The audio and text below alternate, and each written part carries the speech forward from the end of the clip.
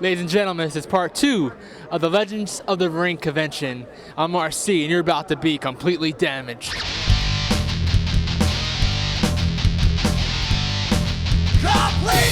damaged! Completely damaged!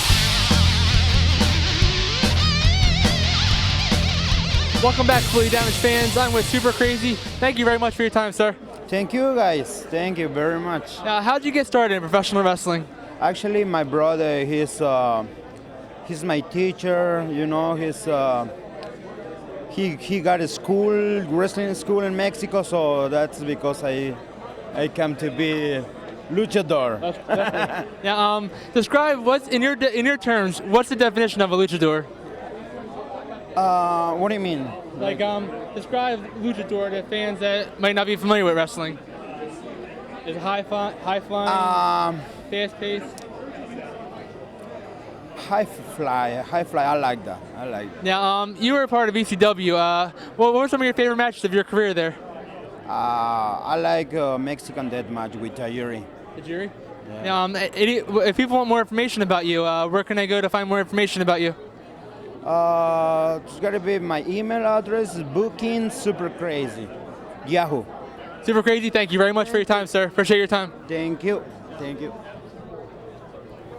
Welcome everybody to Completely Damaged. I am RC with Mike McGherk. Welcome to Completely Damaged. Oh, well, thank you. I'm really honored to be here. Well, I'm honored to be next to you. Thank you. Hello, Now, how did you get started in professional wrestling? Well, I was born into it, so I really didn't have a choice. My dad was Leroy McGurk, and so I was raised on it, and that's how I got into it, always on the outside. So it wasn't until in 1984 that Vince had started his promotion, and he was going worldwide, and I had a wrestling ring. He needed it, and so I started out on the other end of the business then as pulling the ring, collecting the jackets, doing music, and I really literally fell into the announcing one night, September 12th, 1986, Memphis, Tennessee, in the Mid-South Coliseum, when there was a radio disc jockey that was there and was not conducive to what the wrestling program was all about. And one of the agents came back to me and said, here, you can announce, can't you? So I always had the little tuxedo when I was up at the desk taking time. And I was literally thrust into announcing, cut my teeth there. My dad was still alive, got to listen to it. And I mean, I'm a big fan of Elvis. I'm in Memphis, Mid-South Coliseum. Gotta go. So from there on out, that's, and it was 2 years later that I sent about a 10-minute video to Vince and let him kind of look at what the crowd was looking at, but also kind of promote me. Like, here's this female ring announcer out here. And about 2 weeks later, I got a call, and I was on TV with Howard Finkel. So now, what's it like being in the center of the ring, everyone watching you as you start up the match, basically calling the people out? What was it like, the adrenaline? Unbelievable. Even though I'd been around the business, and it was around the business, never in the ring. I still adore the workers of all ages. I mean, they're giving their bodies. So to be a part of that and enhance the show, the adrenaline was great because you didn't want to fail. You know, you had a dad that was larger than life and his accomplishments through life. And just to be able to open my mouth and somebody listen, that's adrenaline enough. But that Vince told me one time, he said, this is your only chance. If you really want to be listened to, here's the mic and they're going to listen to you. So now, what are you up to now? I am a real estate agent, and I sell anything that I can, list anything that I can, ranches, some commercial if I get the chance, but basically it's residential and ranches in Tulsa, Oklahoma, and around the areas. I recently got married October 10th in Las Vegas. Nice. Okay, thanks, Elvis. By Elvis. And it was in a chapel, thank you. And so we went out there and got married. He is a rancher, kind of part in politics. His brother is in politics in the state of Oklahoma.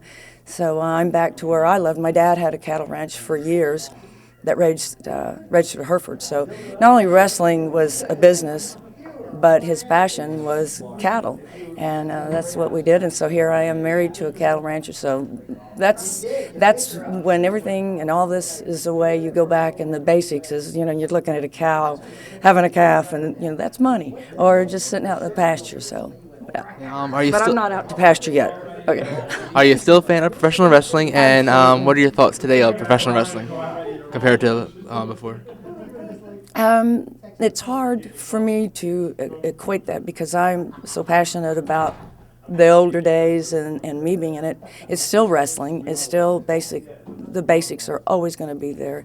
You have so much talent, and the paychecks are so much bigger than years past. I mean, a good pay night years ago, and you guys out there remember, $25 and $50 was a good pay night, but those days are gone. But I mean, the storylines.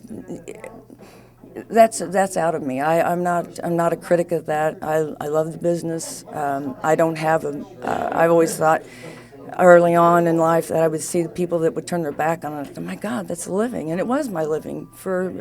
It's part of my fabric. So I love it. I love it.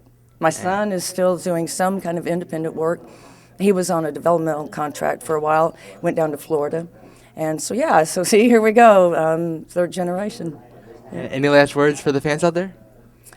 Keep rocking, and I appreciate the fan base I have and that you all remember me. And just remember, the first ring announcer is me, Mike McGurk. All right. Thank you all. Thank you.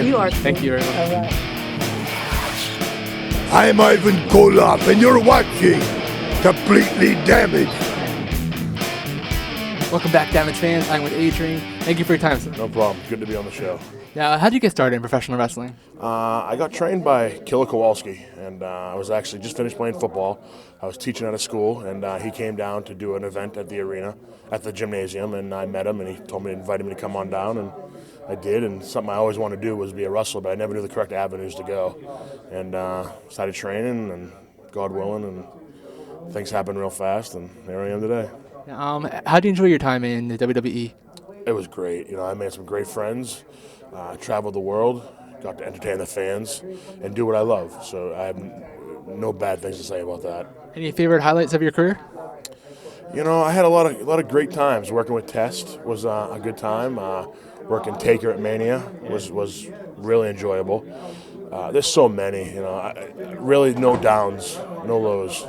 And then you went over to New Japan as Giant Bernard. You tag team with Tomko for a little bit. What's the difference between working over there and working over here in the States? Stiffness. They work real stiff over there.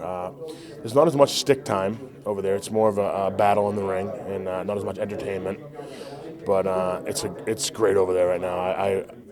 A rebirth for me. I love what I'm doing, and it's great. Now, if people want to find more information about you, where can they go? I got a Twitter account, Giant Bernard, and that's pretty much all I really run. I got a Facebook, but that's just usually friends and family. But Twitter is where I kind of do all my stuff, and I don't even know how to tell you the address of it, but I just know it's on the Giant Bernard. Awesome. Well, I appreciate your time. Thank you very much. All right, thank you. Pleasure. Thank you. Welcome back, Damage fans. I'm with Petey Williams. Petey, thank you for your time. Oh, thanks for having me. How did you get started in professional wrestling? Just a long-time fan. I started 10 years ago. Team Canada coach Scott Demore was the guy that trained me. So that was it. As part of TNA, you were part of Team Canada. What was one of your favorite feuds or favorite matches from TNA? Probably Chris Sabin and AJ Styles. Oh, and I like beating the crap out of Steiner too, so that was good. Definitely. Now, what promotion are you working for now? Everywhere, like Ring of Honor, overseas, local independent shows, stuff like this. You can find me pretty much anywhere. Just, look at your local wrestling flyer, and I'll probably be on it. Now, do you enjoy conventions like this? Oh yeah, they're a blast. I enjoy guys like you interviewing me. Thank you, man. I appreciate your time. Thank you very much. All right, thank you. Thank you.